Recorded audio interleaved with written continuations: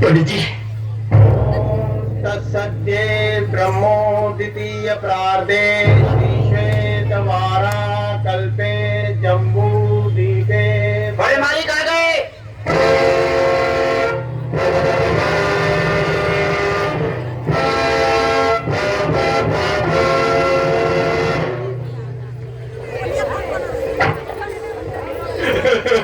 भाई साहब, धीरे रखो भाई पाल, चलो। हम तो ये सोच रहे थे, पता नहीं अब वक्त पे आ भी पाएंगे कि नहीं। भाई यशपाल सिर्फ मेरे बड़े भाई ही नहीं, बल्कि मेरे पिता समान थे। मैं कैसे नहीं आता।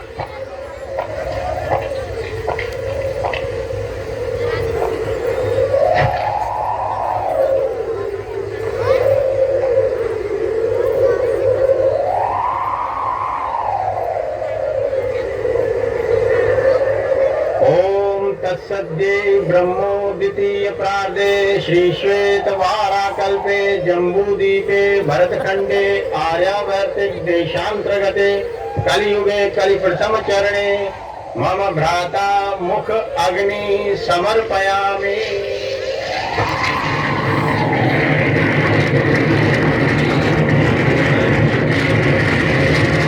हमारे भाई की जिसने हत्या की है उसे एक बार जरूर देखना चाहूंगा।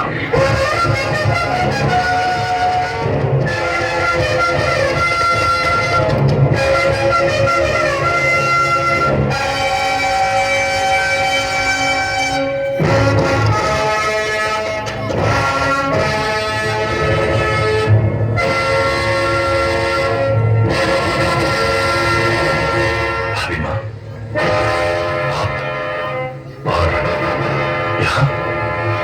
आपको यहाँ नहीं आना चाहिए था भाभी माँ। जहाँ चिता जलती है वहाँ कोई औरत नहीं आती। जिसका पति जवानी में मर जाए वो औरत नहीं रह जाती। कृपाल सिंह, मैं ये जानने आई हूँ कि आप अपने भाई की मौत का बदला जीवा से लेंगे या नहीं। भाभी माँ, अच्छा तो ये होता कि आप जीवा को क्षमा कर दें, क्योंकि सच्चाई ये है कि इस सारे मामले में दोष भाई साहब का ही है। कृपाल सिंह, मेरे सुहाग में भले ही खोट था, लेकिन मेरे सिंदूर में कोई मिलावट नहीं थी। और महिपाल सिंह, तुम लोग यहाँ खड़े रहकर क्या कर रहे हो? चिता के पूछने का इंतजार? हाँ भाभी माँ, ताकि भाई साहब की अस्थियों को यहाँ से ले जाकर अंतिम संस्कार कर सके। ये चिता नहीं बुझेगी। आज से मैं हवेली नहीं जाऊंगी, यहीं रहकर इस चिता को जलाती रहूंगी। ये चिता उस समय तक चलती रहेगी जब तक जीवा जिंदा है। अपने भाई की चिता देखकर भी आप लोगों के खून में उबाल नहीं आया तो हवेली जाकर चूड़ियां पहन लीजिए। बस भाभी माँ, बस। औरतों के तानों से तो बर्फ से भी शोले उठने लगते हैं, और फिर हम तो खानदानी महल पुत्र हैं। अगर आप हवेली नहीं जाएंगे तो हम भी अपने भाई की जलती हुई चिता के आग की एक कसम खाते हैं कि जब तक जीवा की मौत हम अपनी आंखों से देख न ले, हम आपके सामने कभी नहीं आएंगे, कभी नहीं। लिहाजा ये अदालत जीवा को दफा 302 के तहत उम्र कैद की सजा देती है। जीवा, बाहर तुमसे कोई मिलने आया है।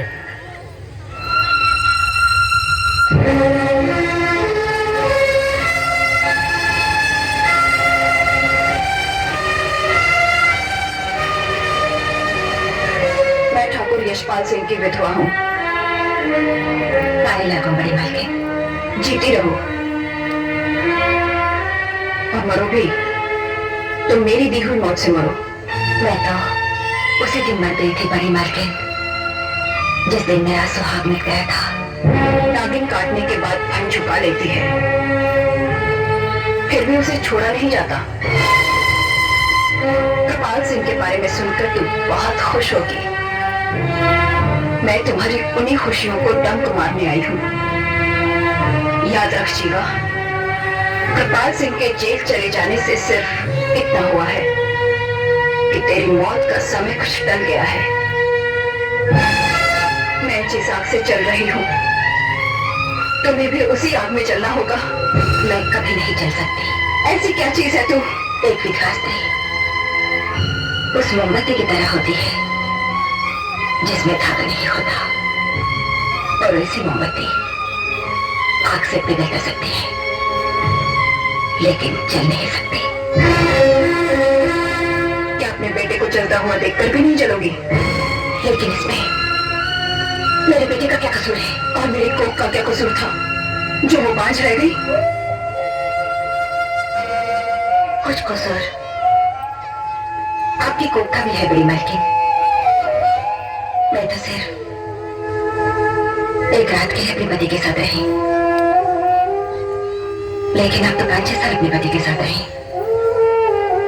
फिर भी आप मेरी आपसे एक विनती है बड़ी मालकिन,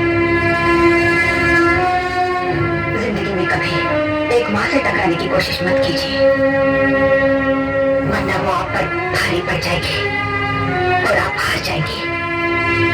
जीवा, तेजेश्वरी ने अब तक खाना नहीं सीखा। तुम जानती नहीं मेरी हैसियत, मेरी औकात, मेरी शक्ति के सामने तुम जैसी मामूली माओ की कोई हस्ती नहीं। और आप ये नहीं जानती, रेगिस्तान चाहे कितना ही बड़ा हो, उससे ज्यादा वजन उस मुट्ठी भर मिट्टी का होता है जिसने किसी पौधे को जन्म दिया हो। जीवा, अगर तूने बच्चे को जन्म दिया है तो मैं मौत को जन्म दूंगी। सुन ले, तेरे बच्चे की मौत तुझसे पहले होगी, तुझसे पहले। ऐसा कभी नहीं हो सकता। फानूस बनकर जिसकी हिफाजत हवा करे, वो शमा क्या बुझेगी जिसे रोशन खुदा करे। शेर और हकीकत दोनों में बहुत फर्क होता है जेलर। ये हकीकत भी है, हवाएं चिरागों को बुझा देती हैं और कभी चिरागों को जलाने में मदद भी करती हैं।